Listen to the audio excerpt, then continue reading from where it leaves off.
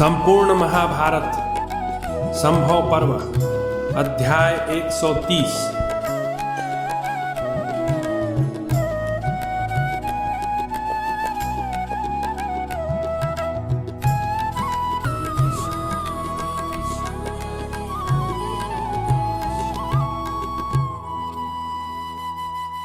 द्रोण का द्रुपद से तिरस्कृत हो हस्तिनापुर में आना, राजकुमारों से उनकी भेंट, उनकी बीटा और अंगूठी को कुएं से निकालना एवं भीष्म का उन्हें अपने यहाँ सम्मान पूर्वक रखना। वैशंपायन जी कहते हैं, जनमेजय, प्रतापी द्रोण राजा द्रुपद के यहाँ जाकर उनसे इस प्रकार बोले, राजन, तुम्हें ज्ञात होना चाहिए, मैं तुम्हारा मित्र द्रोण यहाँ तुमसे मिलने के लिए आया हूँ। मित्र द्रोण के इस प्रकार प्रेम पूर्वक कहे जाने पर पांचाल देश के नरेशा द्रुपद उनकी इस बात को सह न सके। क्रोध और अमर से उनकी भौहें टेढ़ी हो गईं, आंखें लाल हो गईं। धन और ऐश्वर्य के मद से उन्मत्त होकर वे राजा द्रोण से यूं बोले। द्रुपद ने कहा, ब्राह्मण, तुम्हारी बुद्धि सर्वथा संस्कार शून्य अपरिपक्व है। तुम्हारी यह बुद्धि यथार्थ नहीं है, तभी तो तुम धृष्टता पूर्वक मुझसे कह रहे हो, राजन, मैं तुम्हारा सखा हूँ। वो मूढ़, बड़े बड़े राजाओं की तुम्हारे जैसे श्रीहीन और निर्धन मनुष्यों के साथ कभी मित्रता नहीं होती। समय के अनुसार मनुष्य ज्यों ज्यों बूढ़ा होता है त्यों ही त्यों उसकी मैत्री भी क्षीण होती चली जाती है। पहले तुम्हारे साथ जो मेरी मित्रता थी वह सामर्थ्य को लेकर थी। उस समय मैं और तुम दोनों समान शक्तिशाली थे। लोक में किसी भी मनुष्य के हृदय में मैत्री अमिट होकर नहीं रहती। समय एक मित्र को दूसरे से विलग कर देता है अथवा क्रोध मनुष्य को मित्रता से हटा देता है।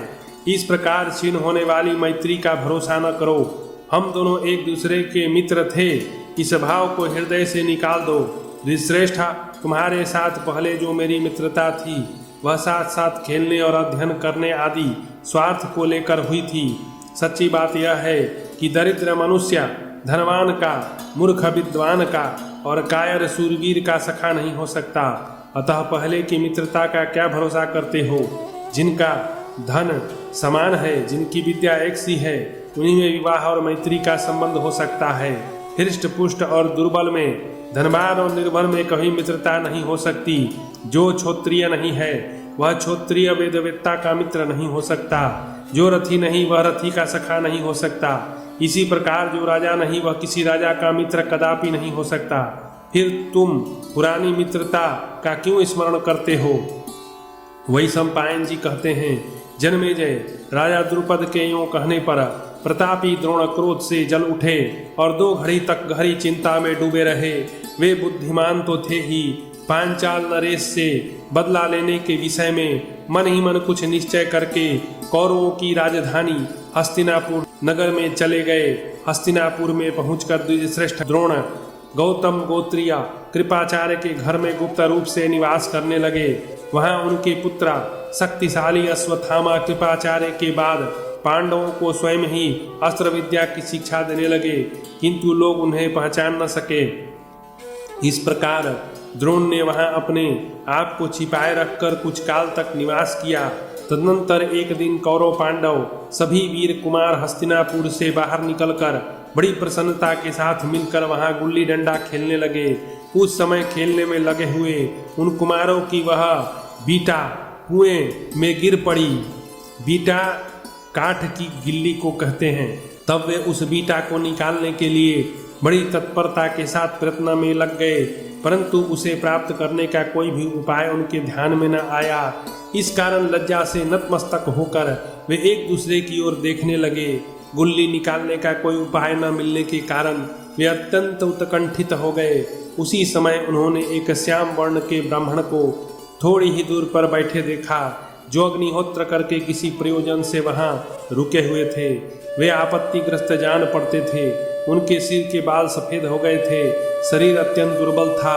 उन महात्मा ब्राह्मण को देखकर वे सभी कुमार उनके पास गए और उन्हें घेर कर खड़े हो गए। उनका उत्साह भंग हो गया था। कोई काम करने की इच्छा नहीं होती थी। मन में भारी निराशा भर गई थी।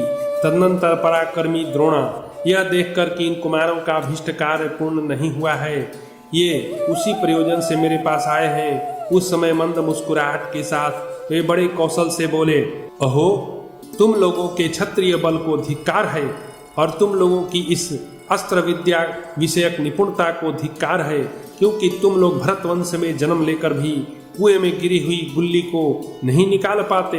देखो, मैं तुम्हारी गुल्ली और अपनी इस अंगूठी दोनों को सीकों से निकाल सकता हूँ। तुम लोग मेरी जीविका की व्यवस्था करो। उन कुमारों से यो कहकर शत्रुओं का दमन करने वाले द्रोण ने उस निर्जल कुएं में अपनी अंगूठी डाल दी। उस समय कुंती नंदन युधिष्ठिर ने द्रोण से कहा। युधिष्ठिर बोले, ब्राह्मण, आप कृपाचार्य की अनुमति ले यहाँ सदा यहीं रहकर भिक्षा प्राप्त करें। उनके यूँ कहने पर द्रोण ने हंसकर उन भरतवंशी राजकुमारों से कहा। द्रोण बोले, ये मुट्ठी भर सीके हैं जिन्हें मैंने अस्त्र मंत्र के द्वारा आमंत्रित किया है। तुम लोग इसका बल देखो जो दूसरे में नहीं है। मैं पहले एक सीख से उस गुल्ली को बीध दूंगा, फिर दूसरी सीख से उस पहली सीख को बीधूंगा। इसी प्रकार दूसरे को तीसरे से बीनते हुए अनेक सीखों का प्रयोग होने पर मुझे गिल्ली मिल जाएगी।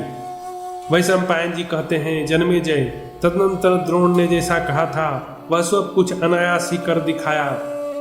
यह अद्भुत कार्य देखकर उन कुमारों के नेत्र आश्चर्य से खिल उठे। इसे अत्यंत आश्चर्य मानकर वे इस प्रकार बोले। कुमारों ने कहा, ब्रह्मर्षि, अब आप शीघ्र ही इस अंगूठी को भी निकाल दीजिए। वैशंपायन जी कहते हैं, तब महायशस्वी द्रोण ने धनुष बाण लेकर बाण से उस अंगूठी को बीध दिया और उसे ऊपर निकाल लिया। शक्तिशाली द्रोण ने इस प्रकार कुएं से बाण सहित अंगूठी निकालकर उन आश्चर्यचकित कुमारों के हाथ में दे दी, किंतु वे स्वयं तनिक भी विस्मित नहीं हुए। उस अंगूठी को कुएं से निकाली हुई देखकर उन कुमारों ने द्रोण से कहा। कुमार बोले, ब्राह्मण, हम आपको प्रणाम करते हैं। यह अद्भुत अस्त्र कौशल दूसरे किसी में नहीं है। आप कौन हैं, किसके पुत्र हैं, यह हम जानना चाहते हैं। बताइए, हम लोग आपकी क्या सेवा करें। वैशंपायन जी कहते हैं, जन्मेजय, कुमारों के इस प्रकार पूछने पर द्रोण ने उनसे कहा। द्रोण बोले, तुम सब लोग भीष्म जी के पास जाकर मेरे रूप और गुणों का परिचय दो। वे महातेजस्वी भीष्म जी ही मुझे इस समय पहचान सकते हैं। वैशंपायन जी कहते हैं, बहुत अच्छा कहकर वे कुमार भीष्म जी के पास गए और ब्राह्मण की सच्ची बातों तथा उनके उस अद्भुत पराक्रम को भी उन्होंने भीष्म जी से कह सुनाया। कुमारों की बातें सुनकर भीष्म जी समझ गए कि वे आचार्य द्रोण है। फिर यह सोचकर कि द्रोणाचार्य ही इन कुमारों के उपयुक्त गुरु हो सकते हैं, भीष्म जी स्वयं ही आकर उन्हें सत्कार पूर्वक घर ले गए। वहाँ शस्त्रधारियों में श्रेष्ठा भीष्म जी ने बड़ी बुद्धिमता के साथ द्रोणाचार्य से उनके आगमन का कारण पूछा और द्रोण ने वह सब कारण इस प्रकार निवेदन किया। द्रोणाचार्य ने कहा, अपनी प्रतिज्ञा से कभी च्युत न होने वाले भीष्म जी, पहले की बात है, मैं अस्त्र शस्त्रों की शिक्षा तथा धनुर्वेद का ज्ञान प्राप्त करने के लिए महर्षि अग्निवेश के समीप गया था। वहाँ मैं विनीत हृदय से ब्रह्मचर्य का पालन करते हुए सिर पर जटा धारण किए हुए बहुत वर्षों तक रहा। गुरु की सेवा में निरंतर संलग्न रहकर मैंने दीर्घ काल तक उनके आश्रम में निवास किया। उन दिनों पांचाल कुमार महाबली यज्ञसेन द्रुपद भी, जो बड़े शक्तिशाली थे, धनुर्वेद की शिक्षा पाने के लिए उन्हीं गुरुदेव अग्निवेश के समीप रहते थे। वे उस गुरुकुल में मेरे बड़े ही उपकारी और प्रिय मित्र थे। प्रभो, उनके साथ मिलजुल कर मैं बहुत दिनों तक आश्रम में रहा। बचपन से ही हम दोनों का अध्ययन साथ साथ चलता था। द्रुपद वहाँ मेरे घनिष्ठ मित्र थे। वे सदा मुझे प्रिय वचन बोलते मेरा प्रिय कार्य करते थे। भीष्म जी, वे एक दिन मुझसे मेरी प्रसन्नता को बढ़ाने वाले यह बात बोले, द्रोण, मैं अपने महात्मा पिता का अत्यंत प्रिय पुत्र हूँ। तात, जब पंचाल नरेश मुझे राज्य पर अभिषिक्त करेंगे, उस समय मेरा राज्य तुम्हारे उपभोग में आएगा। सखे, मैं सत्य की सौगंध खाकर कहता हूँ, मेरे भोग वैभव और सुख सब तुम्हारे अधीन होंगे। यो कहकर वे अस्त्र विद्या में निपुण हो मुझसे सम्मानित हो अपने देश को लौट गए। उनकी उस समय कही हुई उस बात को मैं अपने मन में सदा याद रखता था।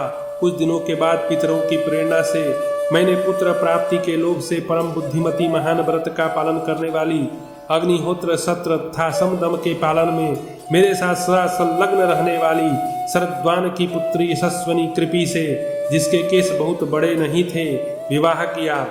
उस गौतमी ने मुझसे मेरे औरस पुत्र अश्वत्थामा को प्राप्त किया, जो सूर्य के समान तेजस्वी तथा भयंकर पराक्रम में पुरुषार्थ करने वाला था। उस पुत्र से मुझे उतनी ही प्रसन्नता हुई जितनी मुझसे मेरे पिता भरद्वाज को ही थी। एक दिन की बात है, गोधन के धनी ऋषि कुमार गाय का दूध पी रहे थे। उन्हें देखकर मेरा छोटा बच्चा अश्वत्थामा भी बाल स्वभाव के कारण दूध पीने के लिए मचल उठा और रोने लगा। इससे मेरी आंखों के सामने अंधेरा छा गया। मुझे दिशाओं के पहचानने में संशय होने लगा।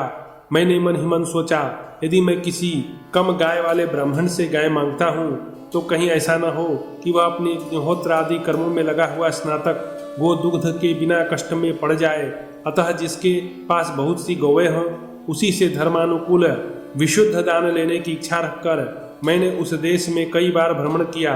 गंगानंदन, एक देश से दूसरे देश में घूमने पर भी मुझे दूध देने वाली कोई गाय न मिल सकी। मैं लौट कर आया तो देखता हूँ कि छोटे छोटे बालक आटे के पानी से अश्वत्थामा को ललचा रहे हैं और वह अज्ञान मोहित बालक उस आटे के जल को ही पीकर मारे हर्ष के फूला नहीं समाता था तथा यह कहता हुआ उठकर नाच रहा है, मैंने दूध पी लिया।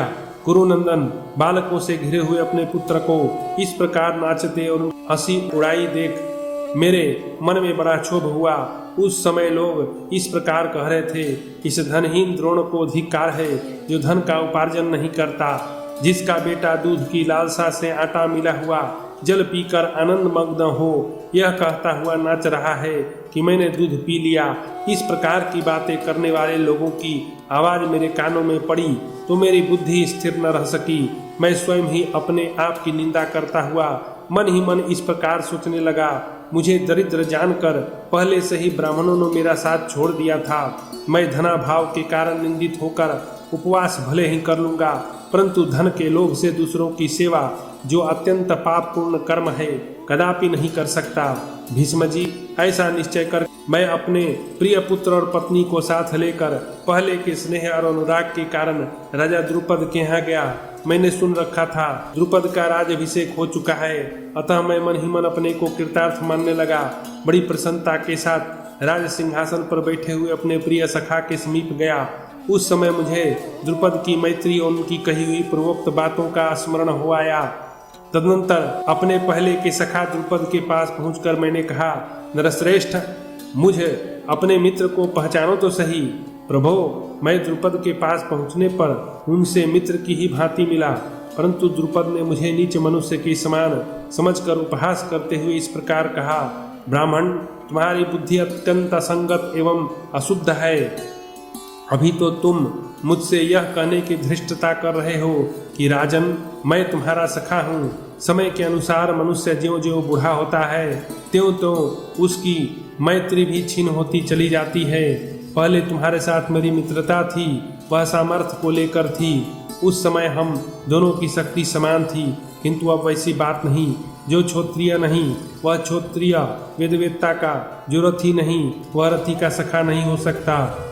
सब बातों में समानता होने से मित्रता होती है, विषमता होने पर मैत्री का होना असंभव है। फिर लोक में कभी किसी की मैत्री अजर अमर नहीं होती। समय एक मित्र को दूसरे से अलग कर देता है अथवा क्रोध मनुष्य को मित्रता से हटा देता है। इस प्रकार छीन होने वाली मैत्री का उपासना भरोसा न करो। हम दोनों एक दूसरे के मित्र थे, इस भाव को हृदय से निकाल दो। द्विश्रेष्ठ, तुम्हारे साथ पहले जो मेरी मित्रता थी वह साथ साथ खेलने और अध्ययन करने आदि स्वार्थ को लेकर हुई थी। सच्ची बात यह है कि दरिद्र मनुष्य धनवान का, मूर्ख विद्वान का, कायर सूरवीर का सखा नहीं हो सकता। अतः पहले की मित्रता का क्या भरोसा करते हो? मंदमते, बड़े बड़े राजाओं की तुम्हारे जैसे श्रीहीन और निर्धन मनुष्यों के साथ कभी मित्रता नहीं हो सकती। जो क्षत्रिय नहीं वह क्षत्रिय का, जो रथी नहीं वह रथी का, तथा जो राजा नहीं वह राजा का मित्र नहीं हो सकता। फिर तुम मुझे जीर्ण शीर्ण मित्रता का स्मरण क्यों दिलाते हो? मैंने अपने राज्य के लिए तुमसे कोई प्रतिज्ञा की थी, इसका मुझे स्मरण नहीं। ब्राह्मण, तुम्हारी इच्छा हो तो मैं तुम्हें एक रात के लिए अच्छी तरह से भोजन दे सकता हूँ, राजा द्रुपद के योग कहने पर मैं पत्नी और पुत्र के साथ वहां से चल दिया। चलते समय मैंने एक प्रतिज्ञा की थी, इसे शीघ्र पूर्ण करूंगा। द्रुपद के द्वारा जो इस प्रकार तिरस्कार पूर्ण वचन मेरे प्रति कहा गया, उसके कारण मैं क्षोभ से व्याकुल हो रहा हूँ। भीष्म जी, मैं गुणवान शिष्यों के द्वारा अपने अभिष्ट की सिद्धि चाहता हुआ आपके मनोरथ को पूर्ण करने के लिए पांचाल देश से कुरु राज्य के भीतर इस रमणीय हस्तिनापुर नगर में आया हूँ। बताइए मैं आपका कौन सा प्रिय कार्य करूँ। वैशंपायन जी कहते हैं, द्रोणाचार्य के यो कहने पर भीष्म जी ने उनसे कहा। भीष्म जी बोले, विप्रवर, अब आप अपने धनुष की डोरी उतार दीजिए और यहाँ रहकर राजकुमारों को धनुर्वेद एवं अस्त्र शस्त्रों की अच्छी शिक्षा दीजिए। कौरवों के घर में सदा सम्मानित रहकर अत्यंत प्रसन्नता के साथ मनोवांछित भोगों का उपभोग कीजिए। कौरवों के पास जो धन, राज्य, वैभव तथा राष्ट्र है, उसके आप ही सबसे बड़े राजा हैं। समस्त कौरव आपके अधीन हैं। ब्राह्मण, आपने जो मांग की है उसे पूर्ण ही समझिए। ब्रह्मर्षि, आप आए, यह हमारे लिए बड़े सौभाग्य की बात है। आपने यहाँ पधार कर मुझ पर महान अनुग्रह किया है। इस प्रकार श्री महाभारत आदि पर्व के अंतर्गत संभव पर्व में भीष्म द्रोण समागम विषयक 130वां अध्याय पूरा हुआ।